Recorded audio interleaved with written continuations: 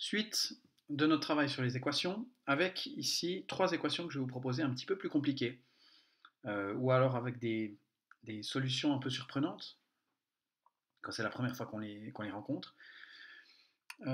Alors, premier exemple, ici, une équation un petit peu plus méchante, avec des fractions, on n'aime pas ça en général. Comment on fait pour gérer ça? Et par rapport à ma dernière vidéo, ici, je vois que j'ai deux fractions en plus, pour compliquer la chose. Donc, si je suis la stratégie de l'équation précédente, dans la précédente vidéo, je pourrais dire, ah ben, je vais déjà multiplier par 3, ça va m'enlever le 3 qui est ici au dénominateur, et puis ensuite je vais multiplier par 4 ici. Alors, bien sûr, on peut le faire, mais il faut faire un petit peu attention quand on fait ça, et je vais vous montrer pourquoi. Autre stratégie de la vidéo précédente, et qui ici malheureusement va mal marcher, c'est de calculer. Par exemple ici, divisé par 4, ben, je peux le faire. Alors si je le fais ici, hein, x divisé par 0,4, ben, ça fait 0,25x. Et puis moins 4 divisé par 4, ça fait 1. Donc là, ça se passe bien. Par contre, divisé par 3, ben, ça va être moins agréable parce que je vais avoir un nombre périodique. Et puis on sait qu'on n'aime pas garder les nombres périodiques. On fait des erreurs de calcul si on essaie de travailler avec. Donc ici, cette stratégie-là s'applique moyennement bien. Donc on va plutôt essayer d'amplifier, de multiplier plutôt ces fractions pour enlever les dénominateurs. Alors, bon, comme j'ai dit, je pourrais d'abord multiplier par 3, et puis une fois que c'est fait, multiplier par 4, pour enlever successivement ces fractions. Alors je vais le faire, mais vous allez voir qu'il va falloir être particulièrement attentif, hein, faire attention à deux, trois choses, pas tomber dans des pièges. Donc si je fais tout d'abord x3, alors, quand je fais ça x3, le 3, il va juste servir à simplifier, à supprimer le 3 qui est ici en bas. Donc ça ne va pas me faire 3x, mais ça va juste faire x. Ensuite, moins 1 fois 3, donc ça va donner moins 3. Donc jusque-là, ça va encore pas trop mal. Mais maintenant, comment on fait ça fois 3? Alors souvent, les élèves font x3 en haut et en bas, ce qui est faux. Parce que je vous rappelle que multiplier par 3, c'est multiplier par 3 fois 1, enfin 3 sur 1 plutôt, si je vois comme une fraction. Et je sais que multiplier les fractions, c'est multiplier les numérateurs entre eux, donc je vais multiplier x-4 avec le 3, et puis ensuite les dénominateurs entre eux, donc je vais multiplier le 4 avec le 1. Donc là où je veux en venir, c'est qu'en fait il suffit de multiplier par 3 en haut, mais pas en bas. Donc en bas je laisse le 4, et en haut je multiplie par 3, alors bon, ça fait 3x moins 12. Donc vous voyez qu'il y a quand même pas mal de points auxquels il faut faire attention si on ne veut pas faire d'erreur. Mais bon, j'y suis arrivé. J'ai plus de divisé par 3, j'ai encore un divisé par 4, donc je vais faire x4. Et à nouveau, il va falloir être attentif. Alors, x fois 4, ça fait 4x. Et puis 12, je vous donne déjà la réponse. 3 fois 4, 12. Et puis à droite, de nouveau, attention, le 4 il sert qu'à une chose, c'est à tuer ce 4 ici. Donc je vais avoir 3x moins 12. Donc je m'en sors. Enfin, c'est un petit peu compliqué, hein. Et puis il y a des risques d'erreur surtout. Alors moi, ce que je vais vous proposer, on va arriver exactement au même résultat, mais je vais vous proposer une méthode, hein, un cheminement différent. C'est-à-dire que plutôt que de dire, ah bah, j'ai une division par 3, une division par 4, donc je dois successivement multiplier par 3 et par 4, donc ça me fait deux fois plus de risque d'erreur, et ben, je vais essayer d'avoir le même nombre en bas. Traduction, je vais mettre au dénominateur commun. Alors quel est le dénominateur commun ici? Entre 3 et 4, le multiple commun c'est 12. Donc je vais essayer de tout mettre au dénominateur 12. Alors, pour aller de 3 à 12, j'ai fait x4, donc en haut ça fait x4, donc ça fait 4x. Remarquez que même le 1, qui n'était pas une fraction, je préfère le mettre en douzième, ça m'évitera des erreurs. Donc je vois 1 comme une fraction, c'est 1 sur 1. Donc là j'ai multiplié par 12, donc en haut je multiplie par 12 aussi, donc ça fait 12. Et finalement, pour aller de 4 à 12, j'ai fait x3, donc en haut je fais x3 aussi, et ça donne 3x moins 12. Voilà, puis maintenant l'avantage c'est que je fais x12, et tous les dénominateurs disparaissent d'un coup, puis il n'y a pas de risque d'erreur. Donc en faisant x12, ici il reste 4x, moins, ici il reste 12, égale, ici il reste 3x moins 12. Donc vous voyez que j'arrive, alors c'est pas plus court, mais c'est un petit peu moins dangereux à mon avis, après c'est personnel, mais à mon avis c'est un peu moins dangereux, puis j'arrive Donc une forme que j'aime bien, hein. J'ai fini la partie ménage, j'ai du x du nombre égale du x du nombre. Voilà. Et donc maintenant, on va continuer, on sait faire. Alors première étape, enfin deuxième, hein, mais première qui reste, isoler x. Donc je choisis un côté où je vais mettre x. Alors là, je vais par exemple mettre les x à gauche. Donc à gauche, je vais mettre les x. J'ai le moins 12 en trop. Donc comment je fais pour enlever moins 12? Ben, je fais moins 12, c'est-à-dire plus 12. Attention, je le fais toujours à gauche et à droite. Alors à gauche, ben, il va rester 4x. Puis à droite, ben, un petit peu bizarre, il reste 3x. Et là, vous êtes beaucoup à vous arrêter en général. Parce que vous dites, ah, quelle horreur, il n'y a plus de nombres. Oui, il y a des nombres. Si vous y tenez, vous mettez plus 0. Hein. 0 est un nombre comme un autre. Donc on continue. On a décidé d'isoler x, donc de mettre les x à gauche, les nombres à droite. On continue. De ce côté-ci, j'ai les x. Bien, j'ai fini. De ce côté-ci, je voulais les nombres. Donc j'ai 3x en trop. Donc je fais moins 3x. Toujours des deux côtés, donc à gauche, ça me donne x. Et à droite, ça donne, mais enfin, il reste rien, donc 0. Et là, j'ai même pas la phase conclusion, parce que j'ai déjà un x ici, et j'ai directement la solution. Et vous voyez que ma solution, c'est x qui vaut 0. Donc 0 est un nombre comme un autre, hein, encore une fois. Ici, j'aurais pu mettre le plus 0 si j'y tenais. Et je suis arrivé à une équation qui est tout à fait possible. Hein. Simplement, la solution, c'est 0. Donc je mets s égale 0. Et puis je fais ma vérification. On va voir si c'est juste, hein, si j'ai pas fait d'erreur. Alors, comme d'habitude, la vérification, on l'a fait pour de vrai, on écrit bien les choses. Alors ici, le moins 1, je l'ai rajouté après coup, je vais peut-être l'enlever. Il ne sert pas à grand chose. Hop. Et je vais vérifier donc le membre de gauche. Donc si je fais 0 divisé par 3 moins 1, bon, bah 0 divisé par 3, ça fait 0, moins 1, ça fait moins 1. Donc ça déjà, c'est calculé. La deuxième partie, 0 moins 4 divisé par 4, bah ça fait de nouveau moins 1. Et donc, je suis content. Ma résolution est correcte.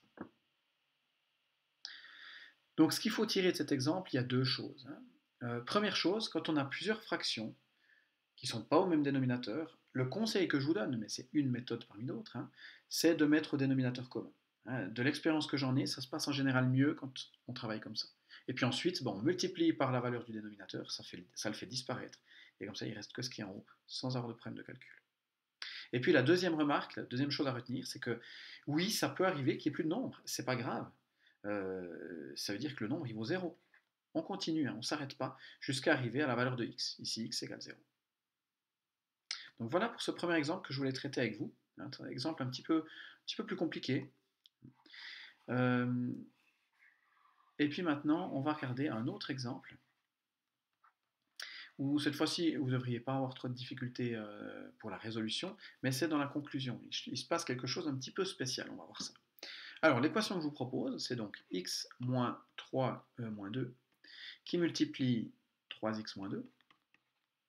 Et puis de l'autre côté, on a 4 moins 5x. Voilà. Alors, première étape, qu'est-ce qui nous embête? Qu'est-ce qu'on va essayer d'enlever, de simplifier? Moi, ce qui m'embête, c'est la parenthèse. Hein. Donc, je vais enlever cette parenthèse. Comment je fais? Je sais que je dois distribuer ce qui est devant, hein, ici, un fois. Alors, attention, c'est moins 2 qui multiplie la parenthèse. Hein. Il y a un moins devant une multiplication, ça c'est dangereux. Je vous avais dit qu'une des façons de faire, donc ici je vais distribuer, une des façons de faire, c'était de prendre le moins avec. Donc, moins 2 fois 3x, ça fait moins 6x. Et puis moins 2 fois moins 2, ça va faire plus 4.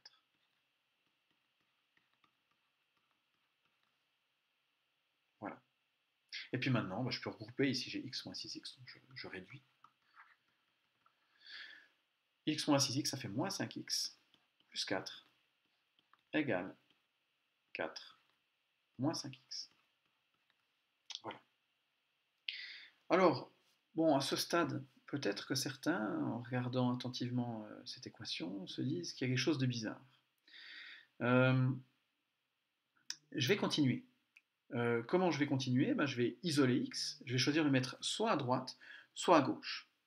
Donc par exemple, si je décide de mettre les x à gauche, j'ai le plus 4 entre eux, je vais faire moins 4. Donc, ça va donner moins 5x égale, bon puis là 4 moins 4 ça disparaît, mais on a vu dans l'équation précédente, c'était pas si grave, moins 5x. Bon, et là, à nouveau, peut-être certains se disent, ouais, c'est vraiment bizarre ce qui se passe, mais je vais continuer. J'ai dit que je voulais mettre les x à gauche et les nombres à droite. Donc à droite, j'ai 5x en 3, donc je fais plus 5x. Et puis là, décidément, cette équation, elle est vraiment bizarre. J'obtiens et à gauche et à droite 0. Qu'est-ce que ça veut dire? Attention, ça ne veut surtout pas dire que x vaut 0. Ça ne veut pas dire ça. Il n'y a plus de x là-dedans. C'est pas écrit x égale 0, c'est écrit 0 égale 0. Quand est-ce que 0 égale 0? Parce qu'il faut revenir au principe même d'une équation. Quel est le principe d'une équation? C'est trouver x pour que cette partie à gauche soit égale à cette partie de droite. Alors comme j'ai fait les mêmes choses à droite et à gauche de mon équation, eh bien, ça veut dire que se poser cette question, c'est équivalent à se poser la question, quand est-ce que 0 égale 0? Quelle valeur x doit prendre pour que 0 vale 0? 0 vaut toujours 0. Donc je peux prendre n'importe quelle valeur de x, ça va jouer. Donc on essaye quand même, parce que là je vous raconte ça, mais est-ce que vraiment c'est vrai? Si je prends x égale 1, qu'est-ce que ça fait? Alors 3 fois 1, 3, moins 2, 1, donc la parenthèse vaut 1, fois moins 2, ça fait moins 2, et puis 1 moins 2, ça fait moins 1. Donc la partie de gauche, elle vaut moins 1. Puis maintenant si je prends la partie de droite, donc 5 fois 1, ça fait 5, 4 moins 5, ça fait moins 1. Donc effectivement, moins 1 égale moins 1, ça joue quand je prends x égale 1. Bon, j'aurais pu prendre x égale, qu'est-ce qu'on peut prendre? 0, hein, encore plus simple. J'essaye. Alors, 0 fois 3, 0, moins 2, fois moins 2, ça fait 4. Puis 0 moins 4, ça fait... Donc j'ai dit que ça faisait 4. Puis la partie de droite, 4 moins 5 fois 0, ben ça fait 4 aussi. Donc effectivement, ça a l'air d'être juste, hein, que quelle que soit la valeur de x, la partie de gauche soit égale à la partie de droite. Donc comment on note ça, que n'importe quoi est solution?